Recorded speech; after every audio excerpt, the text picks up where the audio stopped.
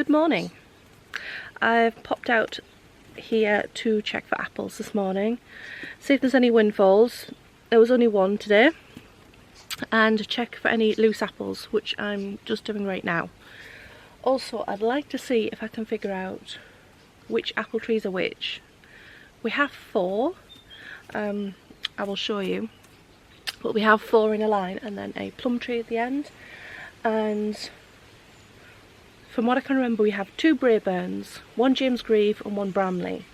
And I'm pretty sure which ones are which, but I'm not entirely sure which one the James Grieve is. You would think it would be obvious because it's relatively distinct compared to the others, but none of them have that kind of half green, half red kind of tree that my mum's James Grieve apple tree used to have on it, so I just want to be 100% sure.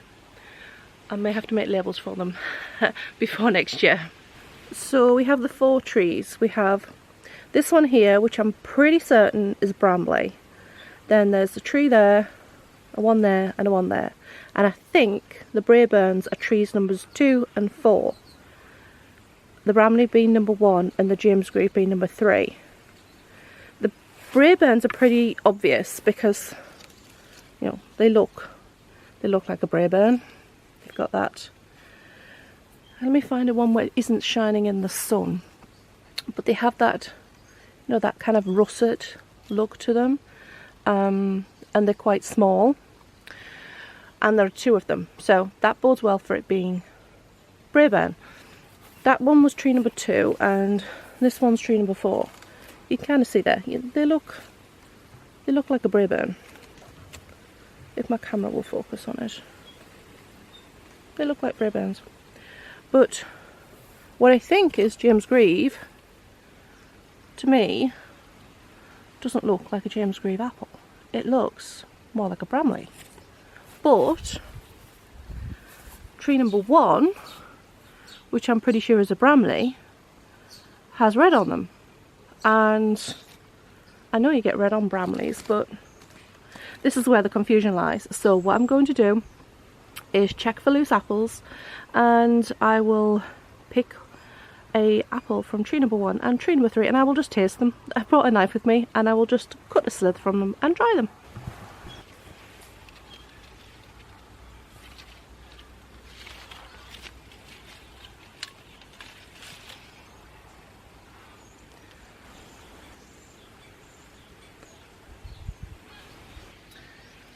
So I have a couple of the apples off tree number 1, so we shall try that first. But I'm pretty sure it's a Bramley. I'm going to ignore the fact that there was a little baby snail on there, because usually I'm quite squeamish with stuff, but we're going to pretend we didn't see that. So I have a little slither I've just cut out of this apple. I know it's going to go brown, but it doesn't matter.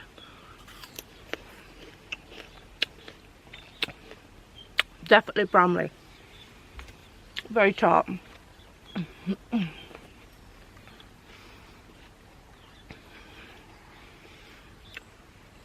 will check what is supposedly the James Grieve next. There's actually not that many apples on this tree. I'm sure that usually has more on, but whereas most of the other trees have done really well this year, this one not so well.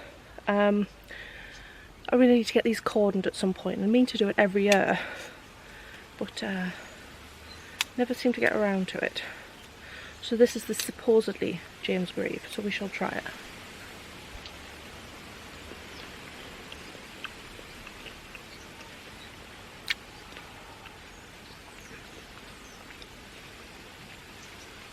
That is sour.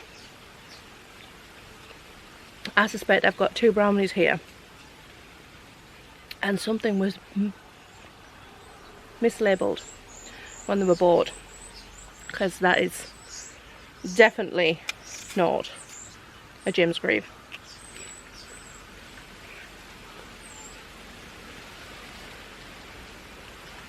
Which would explain why it looks like a cooking apple. So I have 2 cookers and 2 eaters, which is fine. We don't eat a lot of like apples just like this. We tend to cook with them, either in cake or pie or something like that. So having 2 eaters is fine. Sometimes you need eaters in a recipe anyway.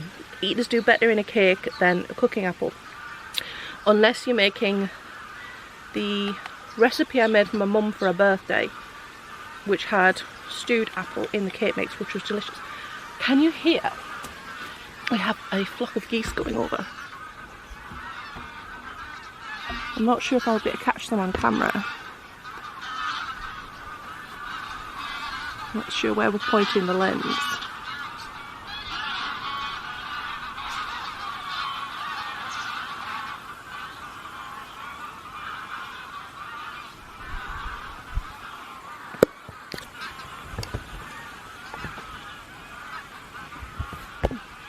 That is the sound of autumn in Orkney. As soon as you start hearing the big flocks of geese go over, it's like, now it sounds like autumn. And it's disturbed all the birds, and I have a furry friend has come out to join me now, which surprises me because she was quite cold this morning and huddled up under my arm on the sofa whilst I had my first cuppa of the day. So I'm just going to check the bray bends for any loose apples now, and then I have a pumpkin to pick from the vegetable plot. But so far I've got a few apples. It says there was only one loose, so I mean there was only one, was a windfall, which is good because as soon as they drop to the floor the bugs get in them. Although to be honest the bugs get in them on the tree anyway, but even worse on the floor. So I'll just check these and then head down the veggie plot. So I gave the trees a little shake. I now have almost more apples than I can actually carry. That's a lot of apple pie. So I've come down to pick our one lonely pumpkin. These were an experiment this year. We don't normally plant outside, and these were, as I've heard them called, Franken pumpkins, Franken squash. They were cross-pollinated in the greenhouse, so they're a mixture of all sorts, but there's only really one that's come to fruition, one that's got an actual big fruit on it somewhere in here, and it hasn't really changed in the last, I don't know, couple of weeks, 2 or 3 weeks. We've also had, just move this camera, we've also had our first frost already, so these are going to start to die back soon. These. There we go, so I'm going to give it a bit of stalk. Try, it's quite heavy. Try and lift it up. Oh.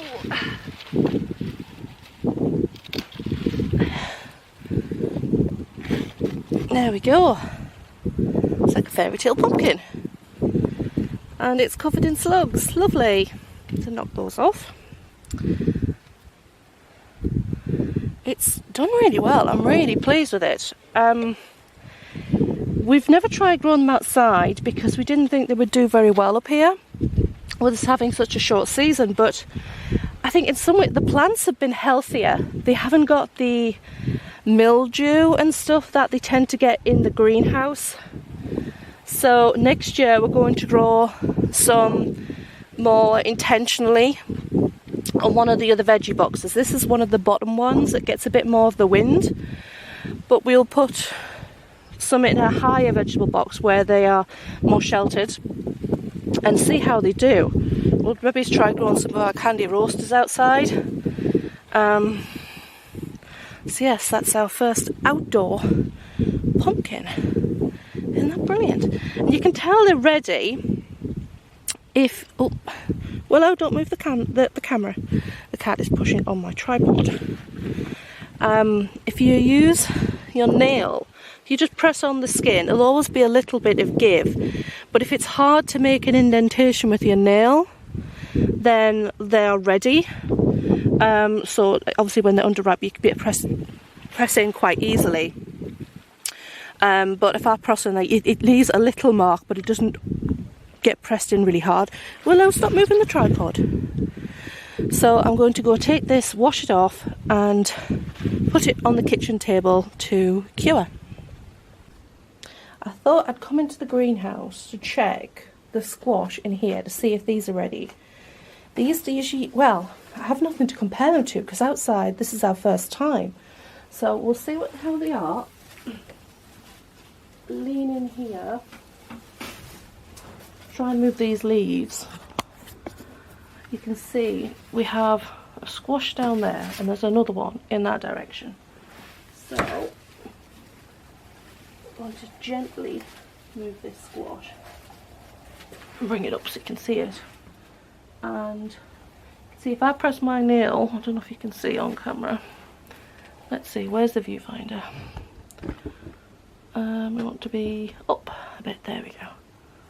I'm working with my viewfinder upside down, but if I press my nail, I'll zoom in a bit.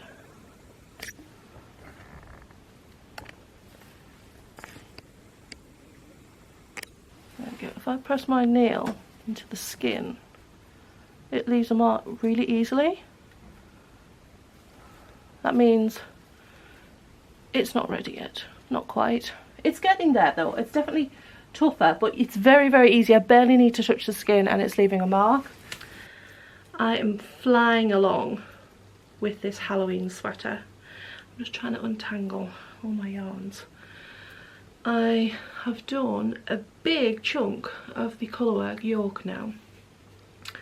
And I'm just coming up to the section where there is a band of little friendly ghosts. Well, I suppose you could make them malevolent ghosts if you like, because the faces are duplicate stitched on at the end. So you can either make them cutesy ghosts or you can make them scary ghosts. I'm a little bit concerned about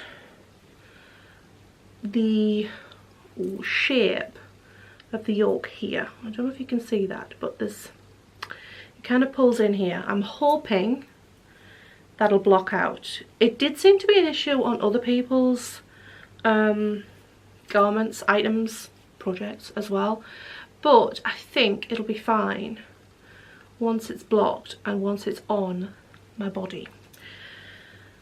I've changed the colourwork a wee bit just to suit my yarns, and I even managed to do the candy corn section in the correct colours, or well, you know, all three colours, using my hand spun yarn, but I have a million ends because I kept having to chop out chunks when I got to certain sections so that I could make sure the colours worked out right, but very much worth the effort.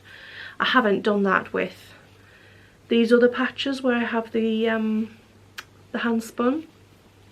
I've kind of let it go where it will, so it has, say if you're looking at the, where's the front? There's the front.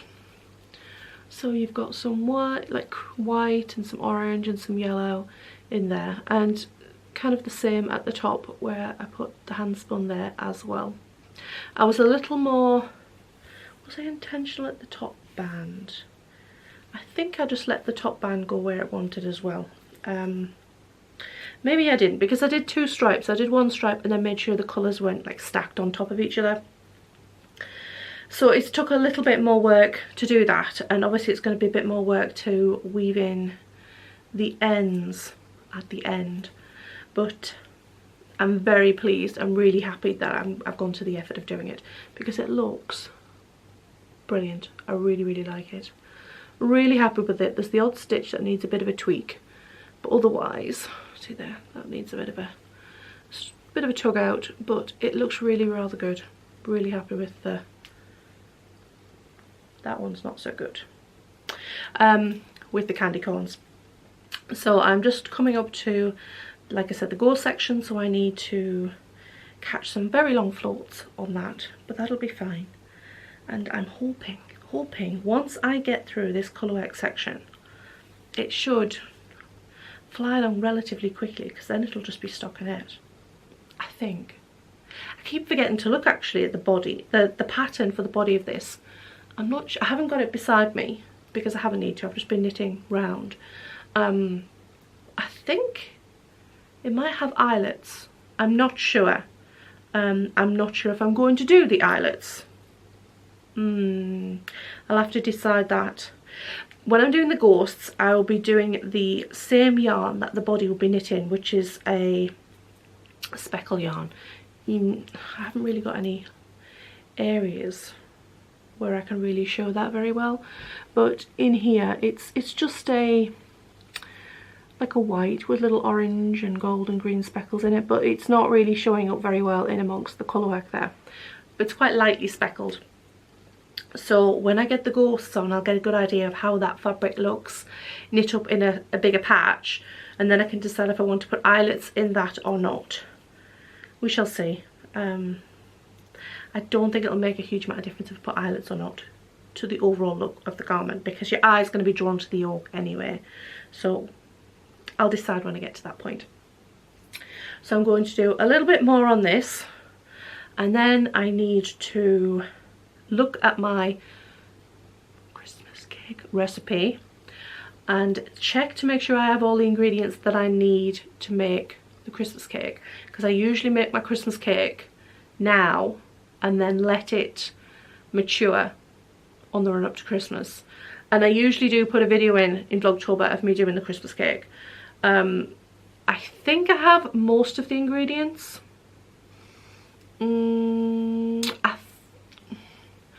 Maybe sultanas I might be a little bit short on, so I need to check that. But if not, then I might be able to get it done this week, which would be another thing done and dusted and out the way.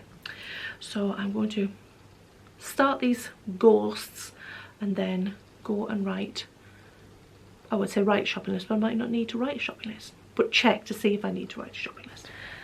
You'll have to excuse the poor lighting because we're just about to go to bed, but we have just spent a fair bit of time outside in the cold and the wind watching the northern lights, the Aurora. So I've been taking photos on a slowish shutter speed on my camera. It doesn't show up on video on this camera, so I will insert some still photos at the end of this video of the northern lights tonight. There's been a lot of cloud about, but it's been kind of breaking through the cloud and lighting up the clouds. Pretty cool. And off to the west where the clouds end, you can see all the green at the bottom and all the pink at the top at the edge of where it comes past the clouds and the stars out. It looks really bonny. So I'll put these photos at the end here. Okay, good night.